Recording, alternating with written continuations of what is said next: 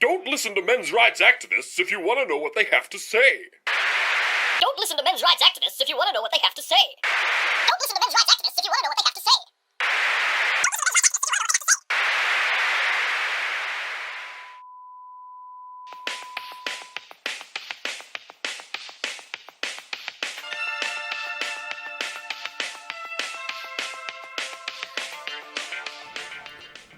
Good day, everybody, and welcome to another edition of Breaking Badger News. I am Brian Martinez, and I'm joined by Lindsay Martinez, and we are looking at a follow-up story to the Asia Argento metoo saga. This article comes at us from the Daily Wire, so take that for what it is. I guess for some of you might think that this is unthinkable, but I think that this was about as predictable as the sunrise.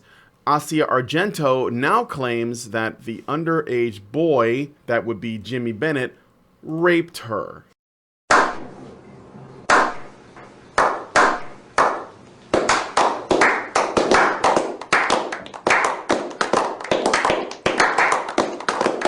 So this is something that you probably should have seen coming, but we're going to go ahead and go look at the story anyway.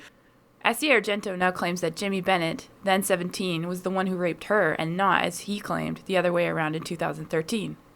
Bennett last month charged that Argento sexually assaulted him when she was 37 and he was 17. Days after the allegations emerged, TMZ obtained text messages allegedly sent by Argento to a friend that said she had sex with Bennett at the Ritz-Carlton Hotel in Marina del Rey, California. But her attorney, Mark J. Heller, now says that Bennett's allegations are not true, and it was Bennett who was the aggressor. He claims Argento's boyfriend, the late Anthony Bourdain, agreed to pay Bennett $380,000 simply to protect her. Asia does not intend to prosecute Bennett for his conduct and recognizes that his unfortunate past, his stalled acting career, and a lawsuit against his own parents for allegedly misappropriating more than $1.5 million from his account might explain his desperation to seek money from Asia and Bourdain for this falsely alleged incident that took place more than 5 years ago, her attorney said. Bennett was paid $250,000, but Heller said on Tuesday that Argento will not pay Bennett the $130,000 balance because the agreement was made by Bourdain before he killed himself in June. Asia and her lawyer claim that Bennett raped her, right? But she's like, I'm not going to prosecute, though, you know? Like, why wouldn't you if he raped? Like, why wouldn't she prosecute? Because that would mean that she'd actually have to go to trial and like, prove it. And I think it also means that other shit will come out, right? Yeah.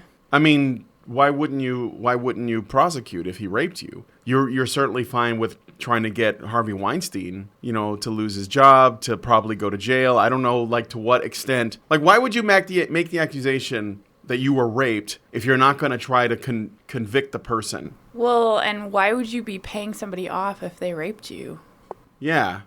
Or claiming, like, supposedly getting someone else who's dead and can't defend himself to pay the guy who raped you off so that you keep quiet about being raped when you're the head of Me Too, which is all about standing up and saying when you've been raped. Like, why would you do that? I'm confused. Unless you're just a fucking liar.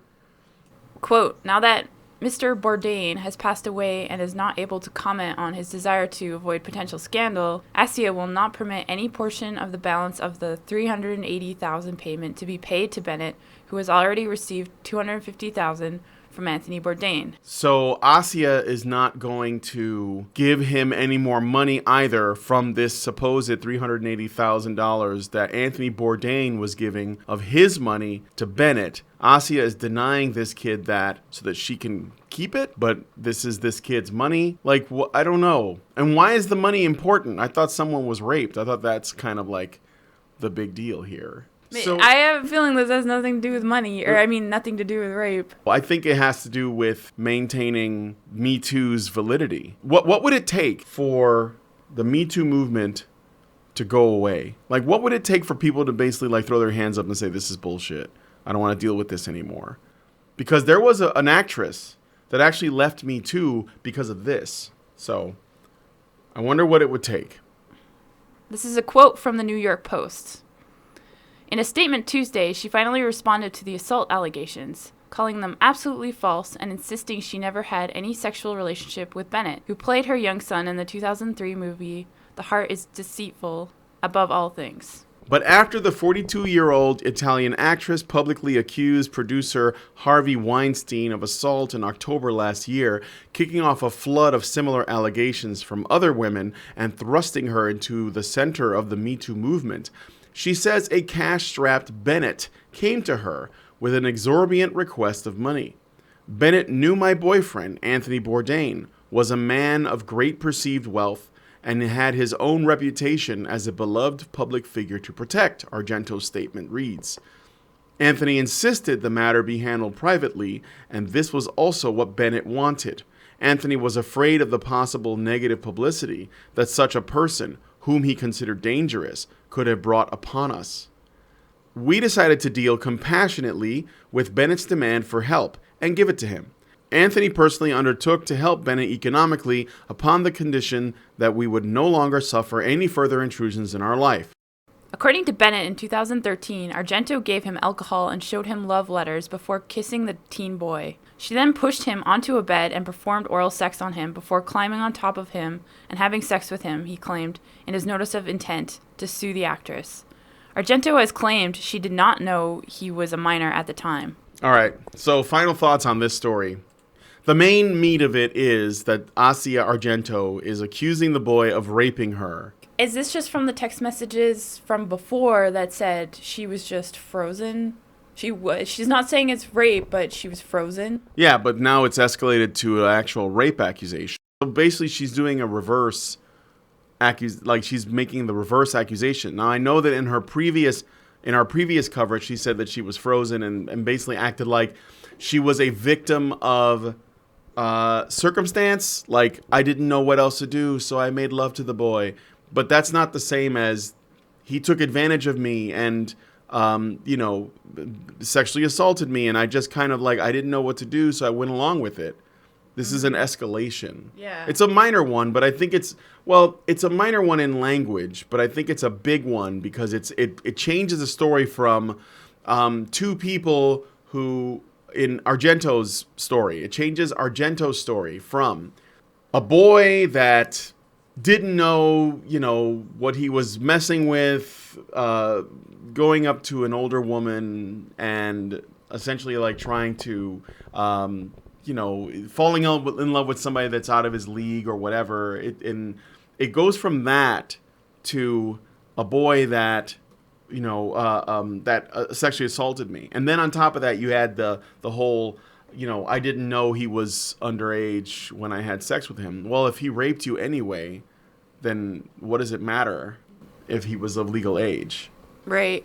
Yeah, there's only really three possibilities here. It's either they both wanted to have sex with each other, Argento was raped, or Bennett was raped.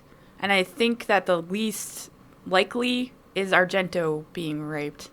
Yeah, absolutely. I think that, there's photos of her on Instagram naked, laying with him, happily sharing their experience, right? There's photos. Bennett looks pretty happy too. Yeah, they TBH. both do. No, I know. I mean, if it's a rape, it's a statutory rape. That's what I think it is. I mean, it is a statutory rape. He was underage. I mean, even if it's just from 1 year, right? That's what it is. And I think that the only way you can, if you wanted to push back against the statutory rape claim, which it looks like it really obviously is, the only way you can do it is to try to, the only hope you have is to essentially try to accuse the other person of being the aggressor. So if an underage man or young man rapes an adult woman, it's not statutory rape for her, it's rape for him. Right. That's the only way. And I think that's what, I know, there's no evidence and we don't know, but to me, it's obvious that's what is going on. She's just being disgusting and trying to essentially blame him for her decisions. Yeah, it seems that way. So I know that some of you guys are probably tired of the Asia Argento case. I hope that this is The last of this that we have to see for a little while, but I guess we'll see where it goes from here. I think that the celebrity elite involved with the Me Too movement are watching this very closely because it will affect the validity of the movement, considering the person involved in this case is one of the leading voices. The only thing that would make this worse is if somebody accused Rose McGowan of rape at some point, you know? And so I guess we'll have to see where it goes. So leave us your comments. What do you think about what Asia Argento has done? Did you see this coming? I saw it coming personally. I mean, it was the only way that she could go. And do you think it's still kind of fucked up that she's trying to put this on Anthony Bourdain in some way, even though the guy's like 6 feet under right now? Let us know in the comments what you think. And please like and subscribe if you haven't already. And we'll see you guys very soon with another breaking story. Peace out.